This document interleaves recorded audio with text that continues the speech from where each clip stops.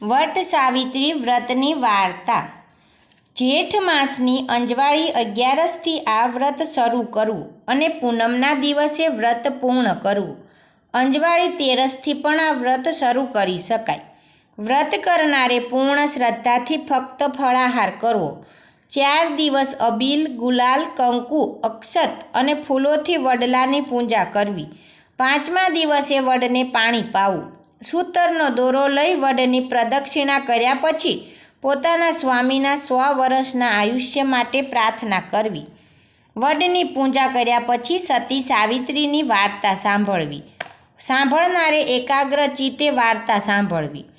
પૂનમના દિવસે વ્રત પૂર્ણ થયા પછી સોહાગણ સ્ત્રીઓને ચાંદલા કરવા, પછી પારણા કરવા। આ વ્રત કરનાર સ્ત્રીનો ચૂડી ચાંદલો અખંડ રહે છે। વાર્તા। સતયુગમાં ચંદ્ર દેશમાં અશ્વપતિ નામે એક રાજા રાજ કરતો હતો। એ ઘણો પરાક્રમી, સદ્ગુણી, સહનશીલ ને ક્ષમાવાન હતો। કર્ણના જેવો મહાદાની હતો। બુદ્ધિમાં દેવગુરુ બૃહસ્પતિ જેવો હતો। અતિ સ્વરૂપવાન, ધીરજવાન ને ભક્તિવાળો હતો।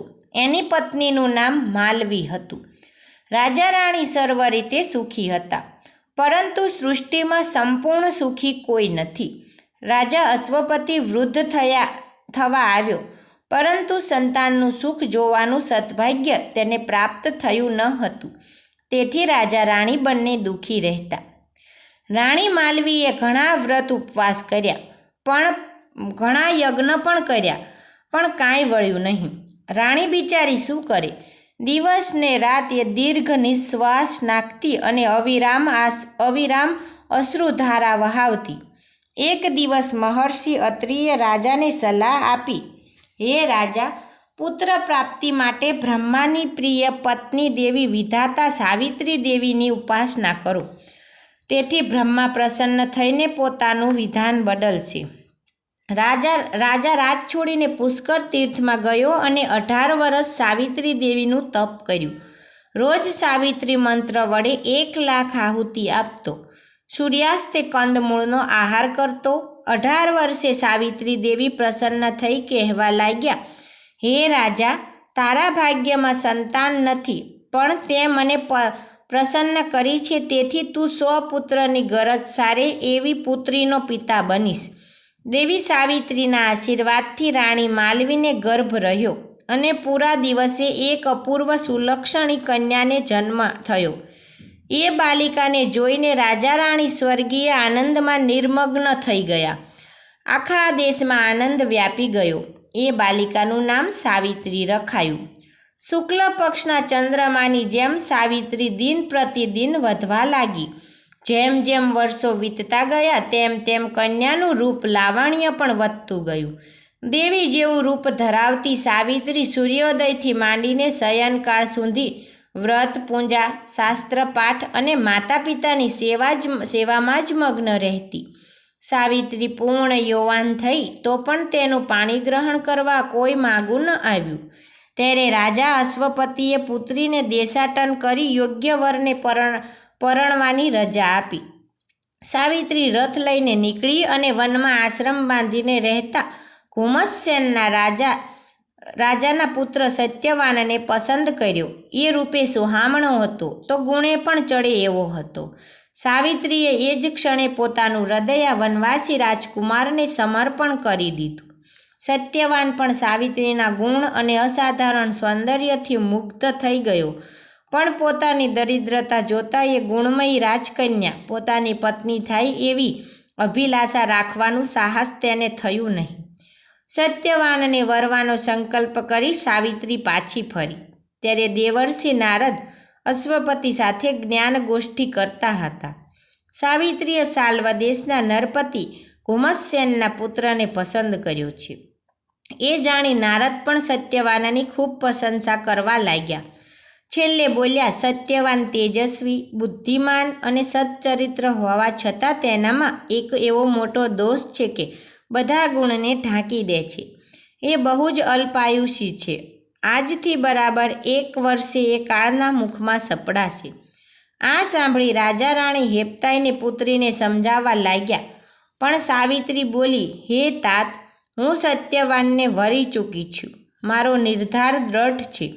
હું તેને જ પરણીશ. પુત્રીની મક્કમતા જોઈ રાજા અશ્વપતિ પરાણે પરાણે ઘુમતસેનના આશ્રમે ગયા અને પોતાની પુત્રી માટે સત્યવાનનું માગું નાખ્યું. ત્યારે ઘુમતસેન કહેવા લાગ્યા, હે રાજન, આ અંધની મસ્કરી ન કરો. હું રાજપાટ ખોઈ બેઠો છું. સગા હાથે દીકરીને કૂવામાં ન નાખો. ત્યારે અશ્વપતિએ કહ્યું, મારી પુત્રી સાવિત્રી જ તમારા પુત્રને વરવાની હઠ લઈને બેઠી છે, માટે મારી વાતનો સ્વીકાર કરો. અંધ રાજા ઘુમતસેન ખૂબ જ આનંદમાં આવી ગયા. શુભ મુહૂર્તે સત્યવાન અને સાવિત્રીના ધામધૂમથી લગ્ન થયા. અશ્વપતિએ અશ્રુ ભરી આંખે કન્યાદાન દીધું, પરંતુ દીકરી 1 વર્ષમાં વિધવા થશે એ વિચાર રાજા રાણીને કીડાની જેમ કોરી ખાતો હતો. સાવિત્રી પરણીને આશ્રમે ગઈ. બંને આનંદથી મા બાપની સેવા કરવા લાગ્યા. સાવિત્રીએ નારદજીના મુખે પતિના અલ્પ આયુષ્યની વાત સાંભળી એ દિવસથી જ સાવિત્રીએ વટ સાવિત્રી વ્રત શરૂ કરી દીધું હતું. લગ્નને 1 વર્ષ થયું.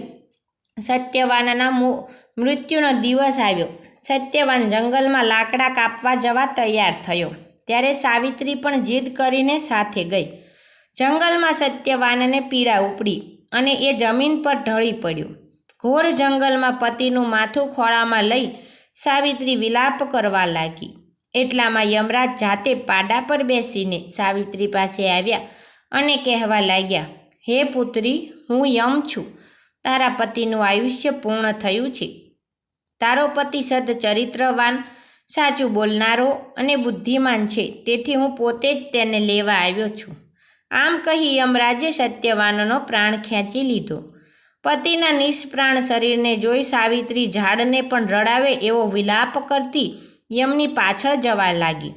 ત્યારે યમરાજ કહેવા લાગ્યા, દીકરી પાછળ આવવું વ્યર્થ છે. વિધિના લેખ કોઈ કાળે મિથ્યા થતા નથી. તારા પતિનું આયુષ્ય પૂર્ણ થયું છે, માટે પાછી જા. ત્યારે સાવિત્રી બોલી, હું એક પતિવ્રતા સ્ત્રી છું. જ્યાં મારા પતિ જશે ત્યાં હું તેમની સાથે જ જઈશ. મારી પાસે મારા પતિવ્રતા ધર્મનું બળ અને મેં કરેલા વ્રતોની શક્તિ છે. તમારી સાથે આવવામાં મને કોઈ અટકાવી નહીં શકે. વળી શાસ્ત્ર પ્રમાણે હું તમારી સાથે 7 ડગલા ચાલી, તેથી મિત્રભાવ સ્થાપિત થયો. મિત્રભાવે મારી પ્રાર્થના છે કે પત્નીને પતિથી અળગી કરી મારા પતિવ્રતા ધર્મનો ભંગ ન કરો. સાવિત્રીના જ્ઞાનથી પ્રભાવિત થઈ યમરાજ કહેવા લાગ્યા, પુત્રી, તારા ધર્મ જ્ઞાનથી પ્રભાવિત થઈ હું તને વરદાન આપું છું કે તારા પતિના પ્રાણ સિવાય જે જોઈએ તે માગી લે. સાવિત્રી બોલી, હે યમરાજ, મારા પર પ્રસન્ન થયા હોય તો મારા અંધ સસરાને તેજસ્વી આંખો આપો. તથાસ્તુ, યમરાજે કહ્યું. હવે પાછી વળ. પત્ની તો પતિનો પડછાયો છે, મારાથી પાછું ન વળાય. જ્યાં પતિ ત્યાં સતી, એ જ નારી ધર્મ છે.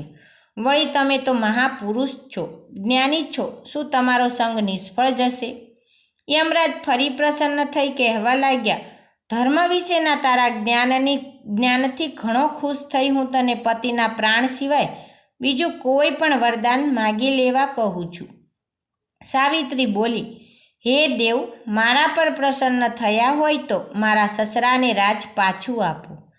તથાસ્તુ, યમ બોલ્યા. દીકરી, હવે રસ્તો વિકટ આવ્યો છે, માટે સમજીને પાછી વળ. ત્યારે સાવિત્રી ફરી વિનવવા લાગી, સૃષ્ટિના જીવ માત્રને નિયમમાં રાખનાર હે યમરાજ, શરણે આવેલાનું રક્ષણ કરવાનો તમારો ધર્મ છે. તમે મને દીકરી કહીને બોલાવો છો, વળી હું તમારા શરણે છું, તો મારું રક્ષણ કરો. હે પુત્રી, તારી મધુર વાણીથી પ્રસન્ન થઈ હું તને પતિના પ્રાણ સિવાય બીજું કાંઈ પણ માગવા કહું છું. યમના પગલે પગલે ચાલતી સાવિત્રી બોલી, મારા માતા પિતાને મારા સિવાય બીજું કોઈ સંતાન નથી. તમે પ્રસન્ન થયા હોય તો તેમને 100 પુત્ર આપો, જેથી તેમનો વંશવેલો હંમેશા ચાલુ રહે. તથાસ્તુ, યમરાજ બોલ્યા. સાવિત્રી પાછી વળવાના બદલે ઘોર અરણ્યમાં યમરાજની પાછળ જવા લાગી. ત્યારે યમરાજ બોલ્યા, દીકરી, તારી હઠથી પ્રસન્ન થઈને હું તને અંતિમ વરદાન માગવા કહું છું, માગીને પાછી વળ. ત્યારે સાવિત્રી બોલી, હે તાત, મારા પર પ્રસન્ન થયા હોય તો હું 100 પુત્રની માતા બનું એવું વરદાન આપો. તથાસ્તુ યમ બોલ્યા અને આગળ વધવા લાગ્યા. ત્યારે સાવિત્રી બોલી, હે ધર્મના જાણકાર દેવ, પતિવ્રતા સ્ત્રીના પતિનો પ્રાણ તમે લઈને જાઓ છો. હવે કઈ રીતે તમારું વરદાન ફળશે? સાવિત્રીના ચાતુર્યથી અત્યંત પ્રસન્ન થયેલા યમરાજ બોલ્યા, હે સતી, પતિના પ્રાણ માટે તે જે ધીરજ દાખવી છે તેનાથી અત્યંત પ્રસન્ન થઈ હું તારા પતિને સજીવન કરું છું. આશીર્વાદ આપી યમ ચાલ્યા ગયા. સાવિત્રી પતિના નિષ્પ્રાણ દેહ પાસે આવી. પતિનું માથું ખોળામાં લેતા જ સત્યવાન ભર ઊંઘમાંથી જાગ્યો હોય એમ આંખો ચોળતો બેઠો થયો. સાવિત્રીની આંખમાંથી હર્ષના આંસુ આવી ગયા. યમના વરદાનના પ્રતાપે અંધ ઘુમસસેનને આંખો મળી, રાજ પાછું મળ્યું. સમય જતાં રાજા અશ્વસેન અને માલવીને સ્વપરાક્રમી પુત્રોના મા બાપ બન્યા અને સાવિત્રી પણ ગુણવાન પુત્રોની માતા બની. વટ સાવિત્રી વ્રતનો આવો પ્રતાપ છે. હે બ્રહ્માને પ્રિયમાં સાવિત્રી, જેવા સતી સાવિત્રીને ફળ્યા તેવા વ્રત કરનાર સૌને ફળજો. જય જય માં સાવિત્રી દેવીની.